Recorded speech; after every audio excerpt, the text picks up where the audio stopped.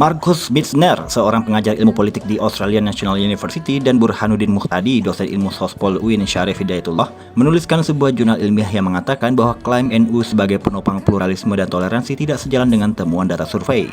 Sebab meski pemilu 2019 lalu, NU selalu mendeklarasikan diri sebagai pembela pluralisme dan toleransi, namun survei menunjukkan sebagian besar pengikut NU intoleran. Mereka menjelaskan peningkatan intoleransi di NU berkaitan dengan perilaku elit NU sejak NU berdiri. Elit NU merupakan pihak yang terbuka terhadap pengaruh tradisi lokal. Namun, keterbukaan ini berkaitan dengan kepentingan ekonomi politik karena tujuan dari sejumlah kiai mendirikan NU adalah respon terhadap gerakan Islam modernis Muhammadiyah. Muhammadiyah mengikuti pandangan Timur Tengah, menilai praktik keagamaan yang dicampur adukan dengan tradisi lokal sebagai praktik sesat. Hal ini tentu mengancam eksistensi dan legitimasi kiai-kiai di mata para pengikutnya. Karena itu, di masa awal kemerdekaan, NU cenderung berkoalisi dengan kelompok nasionalis ketimbang partai Islam. Gus Dur dianggap paling berjasa dalam melakukan transformasi di tubuh NU. Ia memang mengubah pandangan ideologi politik NU. Namun, hal tersebut bukanlah semata karena pluralisme, melainkan buah kesepakatan Gus Dur dengan pemerintahan Soeharto.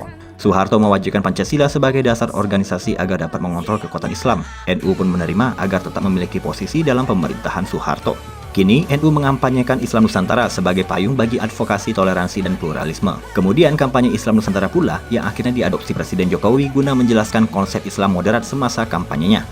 Hasilnya, Ma'ruf Amin pun dipilih sebagai wapres yang kala itu memiliki posisi tinggi di PBNU. Sehingga Michener dan Muhtadi menyimpulkan wacana toleransi di tubuh NU tak bisa dilepaskan dari upaya NU melawan pesaing politik dan mengamankan kepentingan politik ketimbang gerakan organik.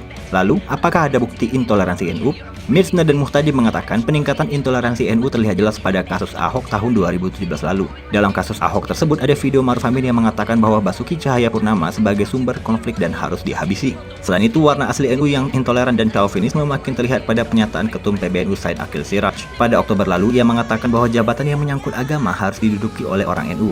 Jika tidak dipegang NU, maka akan salah semua. Pernyataan itu pun makin diperkuat oleh ucapan Menak Yakut yang membantah Kemenak adalah hadiah untuk umat Islam. Menurutnya, Kemenak didirikan sebagai hadiah bagi NU. Sikap-sikap intoleran seperti ini tentu tidak akan jadi masalah jika dalam lingkup kelompok. Akan tetapi dalam lingkup suatu negara, sikap chauvinisme sektarianisme kelompok tersebut amat berbahaya, terutama bagi rakyat Indonesia yang bersifat plural. Itulah mengapa Presiden Jokowi justru memilih Kasat Andika Perkasa sebagai Panglima TNI yang baru. Sebelumnya, di awal kepemimpinan Presiden Jokowi, ia terus-menerus menekankan pentingnya Indonesia sebagai negara maritim. Tapi mengapa Presiden belum pernah menunjuk Panglima TNI dari Matra Laut? Bukankah seharusnya setelah Panglima Hadi berlanjut ke Kasal Yudo? Ada banyak faktor yang menjadi pertimbangan, mulai dari penanganan terorisme hingga pergerakan geopolitik di perairan dalam Indonesia. Namun, faktor yang menjadi sorotan adalah terkait kedekatan Kasal dengan NU. September 2021 lalu, Wapres Ma'ruf Amin sempat salah ucap menyebut Kasal Yudo Margono sebagai Panglima TNI. Jubir Wapres lantas mengklarifikasi pernyataan Wapres sebagai salah ucap biasa dan jangan dianggap serius. Namun dalam politik, momen tersebut justru menunjukkan adanya kedekatan antara NU dengan Kasal. Kasal dan NU tengah membentuk simbiosis politik, di mana Kasal berharap jalannya menduduki kursi Panglima TNI semakin mulus, dan NU berharap kepentingan politiknya semakin mudah jika Kasal menjadi Panglima TNI. Namun pihak istana tidak akan mau kepentingan negara disetir ormas intoleran. Kini setelah Jenderal Andika menjadi Panglima TNI, lalu siapa yang akan menjadi Kasat selanjutnya? Ada dua nama perwira tinggi TNI Bintang 3 yang menguat, yakni Pangkostrat Legend Dudung Abdurrahman dan Kasum TNI Legend Eko Margiono. Namun jika melihat sikap istana yang tak inginkan ormas intoleran mendapat kekuatan lebih besar dalam politik, maka Kasat baru tidak akan jatuh ke tangan Pangkostrat, melainkan ke Kasum TNI. Sebab pada 5 Oktober, Pangkostrat Dudung kedapatan mengunjungi Ketum PBNU yang bertepatan dengan momentum HUT TNI ke-76.